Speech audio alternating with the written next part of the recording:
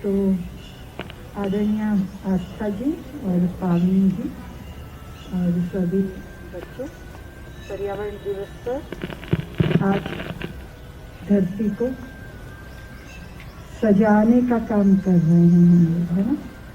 मैं पावनी जी की संस्था को भी धन्यवाद देती हूँ जो इतना शुभ कार्य कर रहे हैं।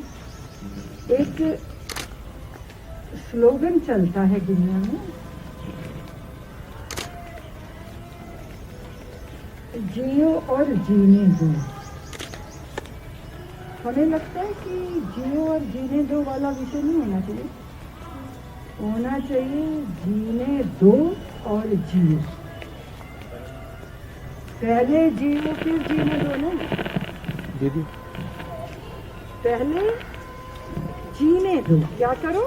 जीने दो। जैसे जिस धरती को बोया नहीं जाता वो धरती बंजर रहती है। जब उस धरती को बो दिया जाता है, उसमें वो बीजों को डाल दिया जाता है, तो वो अंकुरित होते हैं, पौधे बनते हैं, पेड़ बनते हैं, और उसके बाद धरती और उर्वर हो जाती है, धरती और ज्यादा उपजाऊ हो जाती है। जब तक उसको बोया नहीं जाता तब तक वो उपजाऊ नहीं होती। इसका मतलब नेचर क्या कर रही है? नेचर में जियो और जीने दो का सिद्धांत नहीं चल रहा, नेचर में जीने दो और जियो का सिद्धांत चल रहा। और मनुष्य क्या कहता है? वो कहता है जियो पहले हम जिए, पहले हम पोषित हों। तो सारी प्रकृति जो कर रही है मनुष्य उससे उल्टा कर रहा है। उसका दुष्परिणाम क्या हुआ? उसका दुष्परिणाम अभी पूरी दुनिया भोग रही है। अगर आप अपने भूख के लिए या स्वाद के लिए जानवरों को खा रहे है ना, पशु पक्षियों को काट के खा रहे, उनकी जिंदगी छीन रहे अपने स्वाद के लिए, इतना इतना छोटा हो सकते हैं इंसान, पर ऐसा हो रहा है। बहुत सारे लोग तो कहते हैं कि ये सारे पशु पक्षी बने ही हमारे लिए हैं। वो कहते हैं हम पहले जिएंगे इनको खा के। अब आप देखिए, और भारत की मनीषा ने कहा जियो और जीने दो, नहीं जीने दो फिर जियो। इसलिए आपके घर में जब पहली रोटी बनी तो किसकी बनी? पहली रोटी किसकी बनती है? आखिरी रोटी किसकी बनती है? आपने पहले तय किया ना कि दूसरे के लिए करना। प्रकृति ने क्या किया? मनुष्य ने गेहूं बोया तो प्रकृति ने इतनी बड़ी बाली प्रकट की, इतना बड़ा पौधा, ठीक है, और उस पे एक बालिस्त की बाली जिसपे अनाज लगता है। तो पहले किसके लिए हुआ? पहले पशुओं के लिए हुआ ना पौधा, और उसमें छोटी सी अनाज की बाली मनुष्यों के लिए। और छोटा हिस्सा है मनुष्य का, पूरा नहीं है। लेकिन सारी दुनिया के अंदर मानवाधिकारों का ऐसा खोखला एजेंडा चला। मानवाधिकार, अभी किसी से बात करो मानवाधिकार, कोई आतंकवादी की बात है, मानवाधिकार वाले आ जाएंगे। मानवाधिकार क्या होता है? हमारे भारत ने कहा मानवाधिकार नहीं होते, मानवीय कर्तव्य होते हैं। क्या होते हैं? आप पहले कर्तव्य तो निभाओ। आप जब कर्तव्यों को निभाते हो तो अधिकार आपको स्वतः मिल जाता है, और अधिकार उसको मिलता है जो कर्तव्य निभाता है। जो परिश्रम करेगा, मेहनत करेगा, कर्तव्य करेगा, उसको अपने आप करने का अधिकार मिल जाएगा, उसके अच्छे बुरे का भी अधिकार मिल जाएगा। तो आज जो पर्यावरण दिवस है, वैसे तो बड़ी गर्मी पड़ रही है, ऐसे में तो पौधे ही मुरझा जाते हैं। जब थोड़ी वर्षा हो, भूमि थोड़ी गीली हो, फिर उसको आप डालो, फिर उसका आप रक्षण करो, जैसे एक इंसान इन संतान का करते हैं। अभी आप लोग घर पे थे, आपको यहाँ भेजा गया क्योंकि घर पे आपका नित्य कर्म तो नहीं था, रूटीन तो नहीं था। तो ये हुआ कि एक अच्छा इंसान तभी अच्छा बन सकता है जब वो अनुशासित रहे। तो उसी तरह जिस तरह आपका मानसिक विकास किया जा रहा है, इसी तरह पौधे का भी विकास किया जाता है। हम लोगों ने, मेरे एक गुरु भाई थे, मेरे चाचा गुरुदेव थे, उनका नाम जीवन स्वामी जी था। तो उन्होंने एक मालती की बेल लगाई, और वो बेल जो थी वो एक पेड़ पे चढ़ती रहती थी, मधुमालती। तो वो पता है प्रातः 4 बजे उठ के क्या कहते थे मधुमालती से, मधुमालती ऐसा तो ना करो, तुम्हारे लिए हमने रस्सी बांधी है, तुम इसी पे चढ़ो। अब देखो तू पेड़ पे चढ़ रही है, देखो तू उस पे छा गई है, देख वो बेचारा सांस नहीं ले पा रहा। वो सुबह 4 बजे उठ के मधुमालती से बातें करते थे।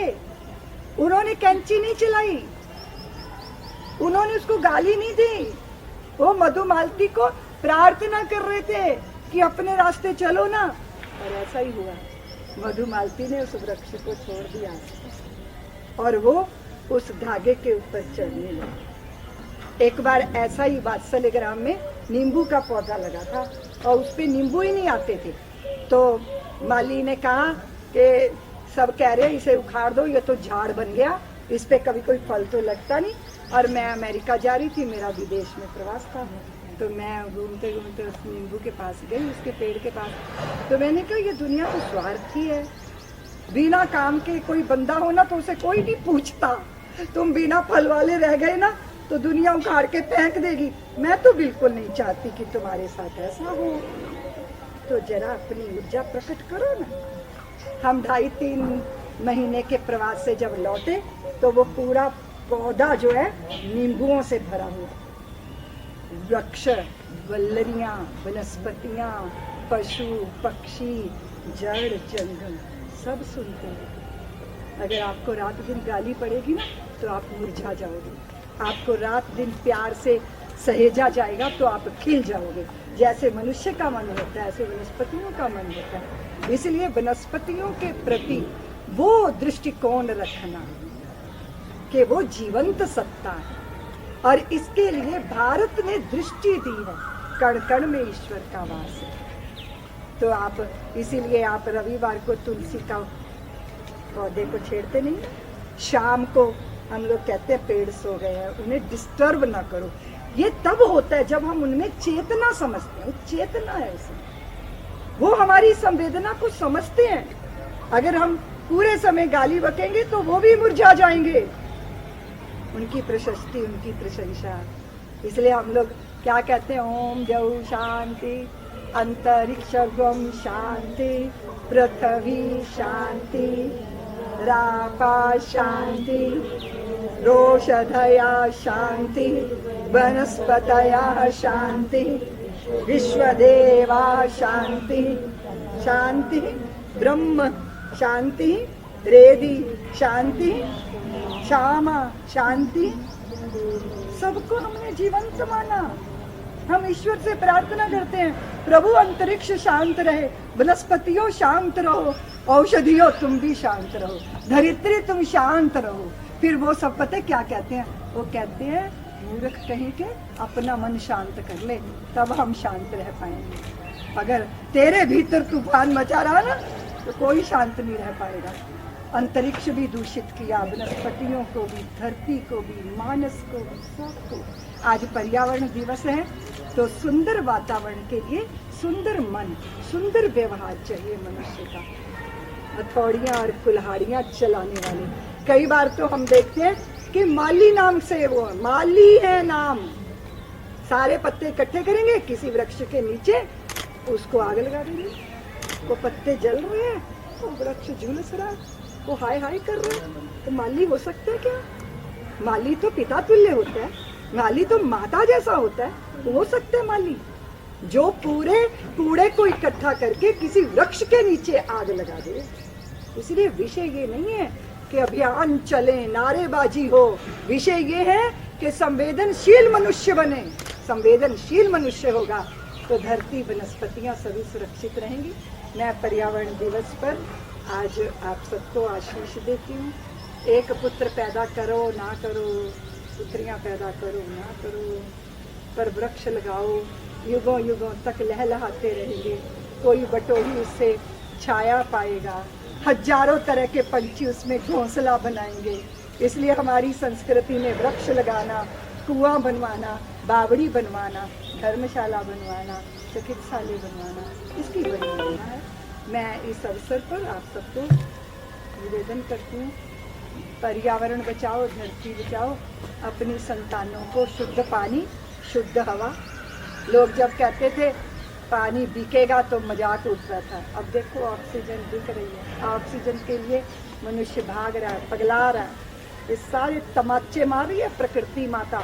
माँ जो है सबका पोषण करती है बिना भेदभाव के, पर जब संतानें सीमा लांघ जाती हैं तो ऐसे चांटे मारती है कि होश नहीं रहता। वही दृश्य है आज पूरे संसार का।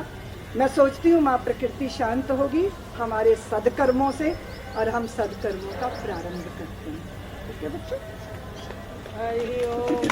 स्वस्ति न इंद्रो बृहस्पतिः, स्वस्ति नः पूषा विश्ववेदाः, स्वस्ति नस्तार्क्ष्यो अरिष्टनेमिः, स्वस्ति नो बृहस्पतिर्दधातु। हैं?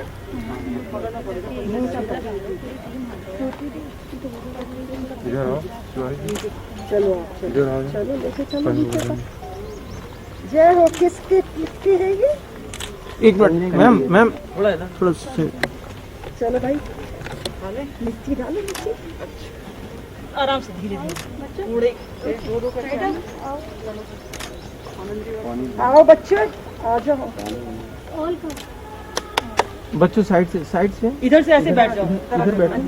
थोड़ा धीरे धीरे उड़ाए नहीं तो ऊपर आ रही है। पानी डाल दे पहले थोड़ा सा, बेटा एक ही डाल। भाई जी पानी डालो। हल्का हल्का। हिमा जी ये ले लीजिए, हजारा ले लीजिए, हजारा। बोलिए गंगा हिमा मैया जी ये पकड़ लीजिए। यमुना मैया की बोले सदगुरुदेव भगवान की परम पूज्य दीदी माँ जी की, प्रकृति भगवान की।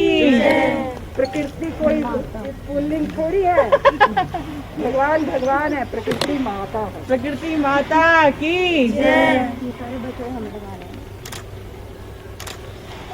आज तो बड़ा अच्छा लग रहा है, कितने प्यारे प्यारे हाथ सेवा में लगे हैं। आपको थोड़ा पानी और डालना पड़ेगा। Why don't you guys आ जाओ?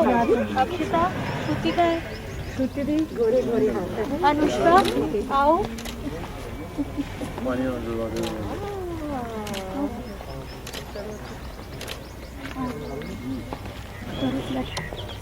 लगाओ लगाओ बच्चों तुम भी।